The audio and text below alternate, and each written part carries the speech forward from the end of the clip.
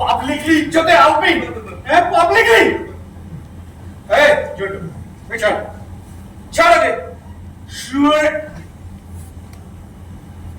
अरे ये मास दिवाली पड़ा है एक साथ ये तो आजकल देखा ही है ना क्या बोला जो गुरु मंडपे जियो चलो चलो নমস্কার, আমি সুদীপ্ত দত্ত, গসপুর সংলাপ নাট্য দলের একজন নাট্যকর্মী।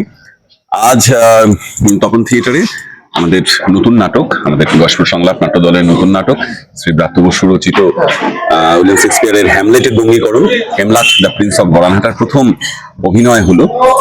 আসলে এই নাটকটি করা আমার মনে হয় কিছুদিন আগে শ্রী ব্রাত্য বসু মহাশয় প্রতিদিনের একটি রবিবাসরীয় 20 বছর পূর্তিতে একটি লেখা লিখেছিলেন। আমি সেটাকে রিপিট করতে চাই। ইনফ্যাক্ট আসলে এই নাটকটি নিয়ে যখন ব্রাত্য বসু নিজে করতেন, বালিগঞ্জ স্বপ্ন সূচনা দলের প্রথম প্রোডাকশন ছিল, তারপর থেকে নাটকটি নিয়ে বহু কথা হয়েছে, বিভিন্ন জন বলেছে, কিন্তু এই নাটকটির মধ্যে যে প্রিমনিশনস ছিল, যে পূর্বাশঙ্কা ছিল, সেগুলো নিয়ে খুব বেশি কথা হয়নি। এবং এই নাটকটির স্ক্রিপ্ট পড়ার সময় আমি এই নাটকের পাঠক অনেক দিন ধরে, বিগত 10-12 বছর ধরে আমি নাটকটির পাঠক। এই নাটকটির মধ্যে লুকিয়ে থাকা সেই ইশারাগুলো, আমাদের সময় ইশারা, নষ্ট কথা সময়ের যে ইশারা, সেগুলোই আমাকে সবচেয়ে বেশি করে নাটকটির কাছে নিয়ে আসে। এবং আমার মতে একটি কালোত্তীর্ণ নাটক।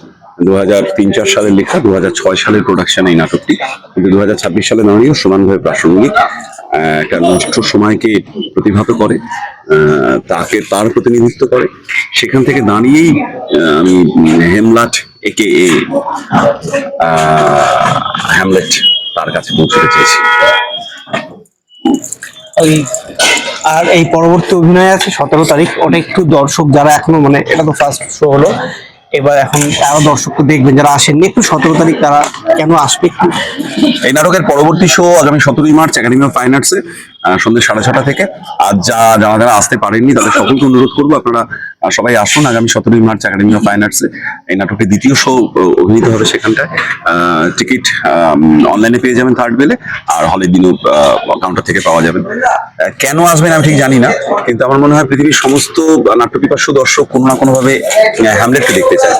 আমরা হ্যামলেটকে দেখার জন্য আমন্ত্রণ জানাচ্ছি, কিন্তু তার চেয়ে বেশি আমন্ত্রণ জানাচ্ছি হ্যামলেটের সম্পূর্ণ স্থানীকরণ, বঙ্গীকরণ, প্রায় হ্যামলেট উত্তীর্ণ হয়ে একটি নতুন নাটক, মৌলিক নাটক দেখার জন্য, হেমলাটকে দেখার জন্য আসুন 17 তারিখ একাডেমি অফ ফাইন আর্টস।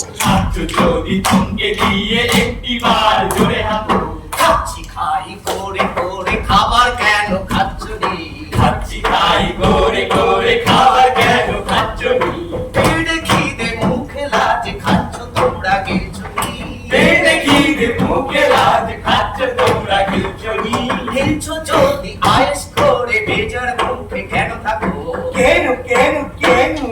খাচ্ছ যদি ঘুমকে গিয়ে একটিবার জোরে হাঁটো। খাচ্ছ যদি ঘুমকে গিয়ে একটিবার জোরে হাঁটো। কেউ বা খায় আমের খোসা, কেউ বা পায় তার আটি। কেউ বা খায় আমের খোসা, কেউ বা পায় তার আটি। আটি সুটি দাঁত কবাডি তোমার হাতে কার কাঠি? আটি সুটি দাঁত কবাডি তোমার হাতে কার কাঠি? কাঠি যদি দিচ্ছ বাবা জানিয়ে দাও নন্দপুর চন্দ্রবীণা বৃন্দাবন অন্ধকার। নন্দপুর চন্দ্রবীণা বৃন্দাবন অন্ধকার। নন্দপুর চন্দ্রবীণা বৃন্দাবন অন্ধকার।